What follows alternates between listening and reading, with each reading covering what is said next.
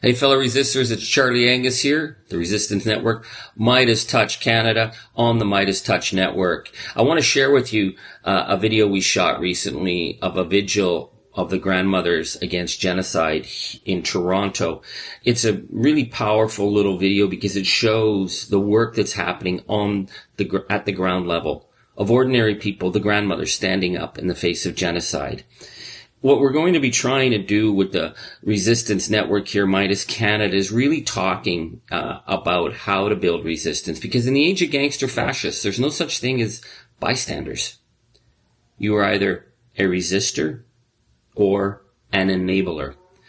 And I know that it seems overwhelming. When you're watching the live streaming of genocide, when you're seeing children who've been deliberately starved by military occupation, when you're looking to our world leaders, to Germany, to France, to the UK, to the United States, to Canada, and you expect them to stand up for the international rule of law, and what you see is this complicity of silence, and you're thinking, what can I do?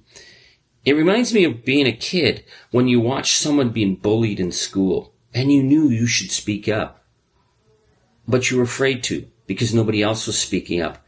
And then you internalized that shame, that trauma, because you felt you were complicit in the violence and the abuse.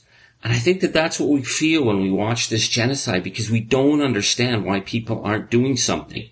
So this is the message I want to give that I learned from the grandmothers.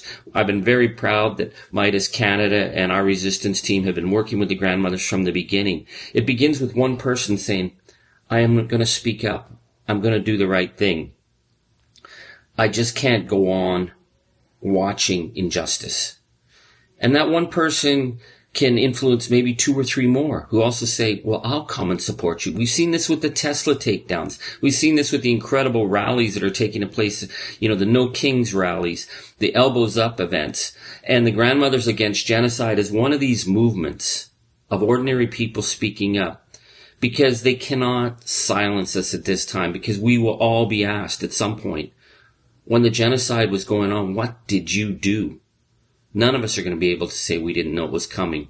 And it's really, really important for ordinary people to speak up now, because we see the growing intimidation. Just this past week, Marco Rubio, one of Donald Trump's many minions, threatened a Canadian jurist, Kimberly Proust, with sanctions. And Trump and Rubio said that they would take whatever steps were necessary to stop her work and the work of the International Criminal Court, because Justice Proust is a respected jurist on the International Criminal Court, a criminal court that Canada helped establish.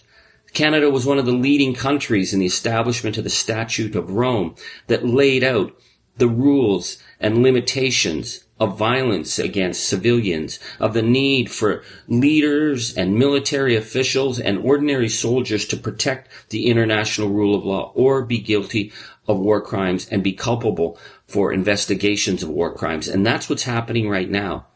We've had war crimes indictments against Vladimir Putin for his crimes in Ukraine. We've seen Benjamin Netanyahu indicted as a war criminal. There's ongoing investigations into the murder squads of the IDF, of the Israeli army. And Donald Trump wants to shut that down. Benjamin Netanyahu wants to shut that down. They want to threaten countries like Canada for working in the international rule of law. But here's the thing. They can't shut down the grandmothers. They can't shut down people in the streets speaking up. So I want you to watch this. I think it's really powerful. And then we'll talk about lessons about how we can move to expanding, whether it's the speaking up against the genocide or building grassroots democracy. This is what we're about here at Meidas Canada. So please watch this. Post your comments. Let us know what you think. It really matters getting your feedback. Good morning, Meidas Canada. Charlie Angus, and we are here in beautiful downtown Toronto for the weekly gathering of Grandmothers Against Genocide. What we've seen is a complete failure of the international community to stand up in the face of horrific crimes against humanity. I was thinking about it with the recent killing of the journalists. You know, I was, before my political career ended, I was at the European Security Commission meetings in Vienna, and they had a whole session on journalists who were being targeted for political assassination. And it was about Belarus, it was about Russia. it was okay. And then I asked the question, what are you doing about the mass killing of journalists in Gaza? And there was dead silence. And they said, well, we don't really deal with that. And right there, you saw the failure of the Western allies. The fact that Gaza has become the place where Western moral superiority, the international rules-based order, the duty to protect, all the language that we told ourselves that we stood for, it went to die in Gaza because we refused to stand up in the face of these crimes against humanity. So what do you see here? You see the grandmothers are stepping up. They're not going to be silent anymore in the face of these crimes. When our political leaders fail us, when international institutions fail us, when the international rule of law fails us, who is left to speak up? But you see the grandmothers come here every week. And what's come out of this is an incredible movement of grandmothers all across Canada, in Goderich, in Guelph, in Ottawa, in Charlottetown, in British Columbia. It's ordinary people who are speaking up. Because in this time of darkness, we need these candles of hope. We need people to say it is wrong and we will not go along with it. I want to thank you. Are you leaving me now? No, I'm not leaving you now. I'd never leave you either. I want to just thank you. Thank you. Why are you coming here? Because I wanted to do something from my heart. This vigil is something dear to my heart, and I wanted to show my love for the children in Gaza. Thank you. Thank you so much. Thank you. Thank you. So this is my mom. My mom, who started Grandmothers Against Genocide. So, Mom, so many people come out to this. So many people are forming their own grandmothers groups. Why did you start it? Well, because I was at Ted Schmidt's vigil. On Kingston Road, yes. Yeah, and I thought, oh, I can do this. Why couldn't I do this? And so I met my other son, Michael, and I said, I'm thinking about doing this. And I said, even if I'm all by myself with my walker, I can do that. But I got about half a dozen people interested. Then I talked to you, and you put it online. And every week there's more people come. And I've met so many beautiful people. They're just so interesting. People that you would never meet in an ordinary time. You don't talk to that many people on the bus. So everybody comes here with their heart. You know, it's just so beautiful. And they talk to each other and they meet new people. But why do you think it's come down to grandmothers standing up when we have governments and we have world leaders? They're all sitting on the sidelines and it's grandmothers. Why? What do you think's going on? Well, I don't know whether they're ignoring it because it's not popular with everybody and they don't want to upset their voters. I don't know why they're, now it seems to be getting a little stronger, like Carney's starting to make a move, but it's still very slow compared to, and yesterday there was big protests all over the city. So it's good. I mean, something has to be done to stop this. Yeah. It's just terrible, all these people dying needlessly. Yeah. And for what? To give up their land? Yeah. And their lives. Yeah. So that's why we're here. Well, thank you so much. Thank you. Okay, we have sisters here. Why do you think it's fallen to ordinary people to step up when we have world institutions, governments, all the people who are supposed to do the right thing? Why do you think it's fallen to people like you to stand out on the street to call out the genocide? Well, that's an unanswerable question. I think, Charlie, I really ask myself that every day on so many issues. But all I can say is that I believe with all my heart that never again means never again for anybody. And I'm horrified at the starvation and genocide that's taking place. As a grandmother of 2 grandkids, I would not want this for my own kids, and the world's kids are ours. So that's why I'm here every week and doing the small bit I can. Thank you so much. And why are you here? Well, I'm not a grandmother, but I am a granddaughter of Holocaust survivors, and like my sister, I believe in never again for anyone. And it's just horrific to see the pictures of maimed and, oh my goodness, children and adults, of course. And I'm also a lawyer, and I believe in international law, which Israel is not following, and no one seems to be calling them out for it. None of the leaders, in any case. So, that's why I'm here. What do you think it is about the memory of the Holocaust and why it matters now when we see something that we thought we would never see again? It's just it's so depressing to see something that you wish would never happen again, happening again. And not just lives, which are the most important things, but all the cultural institutions, the mosques, the universities, schools, the universities, the doctors and journalists killed, the whole bit. It's so depressing on every level. Well, but you're here, so thank you.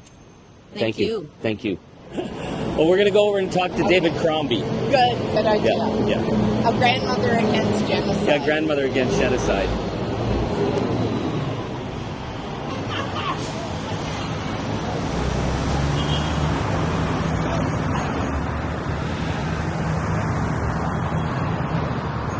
Thank you. Okay, thanks for getting it going. Well, my mom got it going. No, I know. I'm just helping her. His brother got it going. Yeah, Like, the yeah, two people yeah. wanted to borrow my sign so I could take pictures of them. Oh, yeah? Yeah. I know.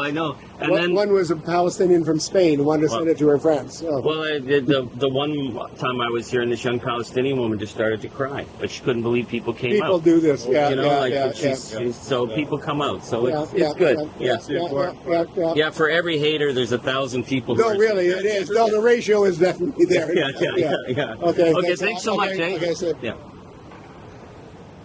Well, I'm here with David Crombie, former mayor, former cabinet minister, who comes here every week. And I guess I got to ask, David, Canada had this role, like international rule of law. Canada was a leader, and yet we see it falls to grandmothers and ordinary people to be on the street. What's happening right now in this failure of the rule of law? What do you think's going on? Well, I'm sure there are a lot of historic reasons, but I think one of the things that's happened through this event, through the crisis in the Middle East, is that Canada, I think, is remembering its roots. I think it's, rather than talk about whatever happened, I think what's happening now is that people are remembering what Canada can say, what role it can have, and it's got an opportunity to make a difference. Not a great big difference, not a great big power, but that we can have a moral authority. Right. What Canada had for years, generally speaking, was a moral authority.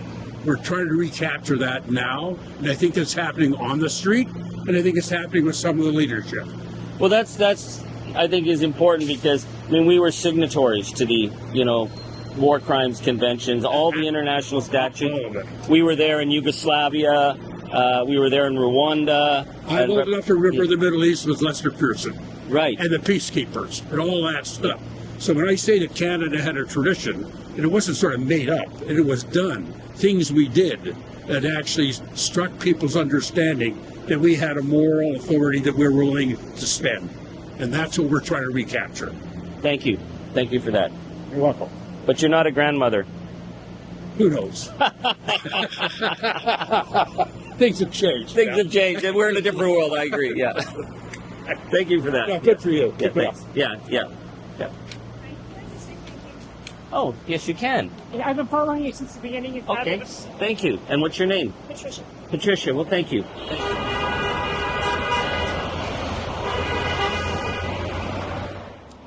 So, for Meidas Canada, all our friends across the United States, all over the world, every part of our country, here we are in doing something I think is quintessentially Canadian. We're speaking up against the darkness. It may seem to be such a small gesture, but more and more people all across this country are coming together because that's what we do as a nation. We have a tradition of speaking up against injustice, and we come from a long line of fascist fighters. It's in our DNA. So where do we go from here? I don't know. But what I do know is that Canada needs to take that strong moral voice. Canada needs to be the light in the darkness, inspiring other countries to speak up against the genocide. That's the role that we can play, and that's the role the grandmothers are teaching us and reminding us that this is our obligation and this is our time. So for Meidas Canada, for the resistance, I'm Charlie Angus.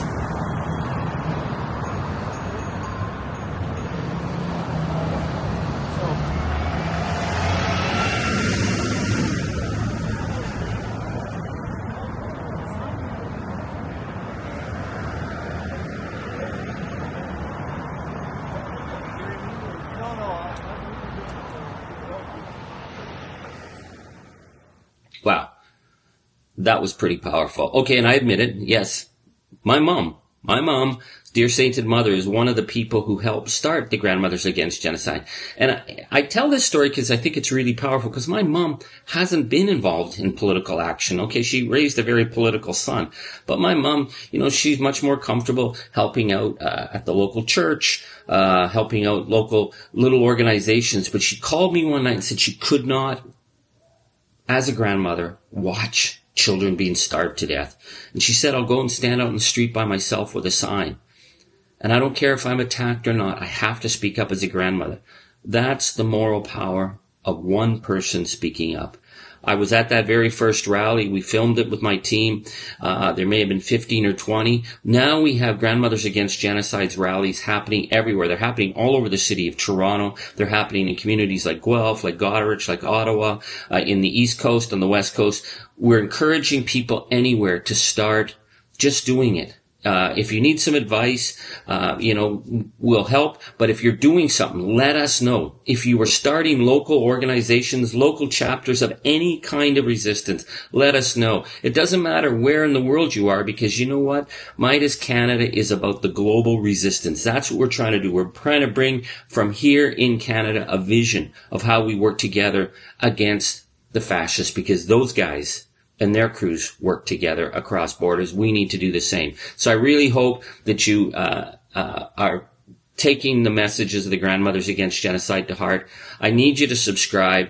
I need you to support us. We are really trying to build this movement here. We're just getting off the ground, but we're going to be sharing more and more of these kind of stories. It's not just reactive. We're not going to be just talking about the politics of the big guys and their gangs and what they're doing. We want to talk about what's happening at the grassroots. And you were part of that. So for Charlie Angus, the Resistance Network, Meidas Canada, Meidas Touch Network across the world, thanks so much for your support. Subscribe. Please help us to get to the next level and continue this conversation. Thank you. Miigwech.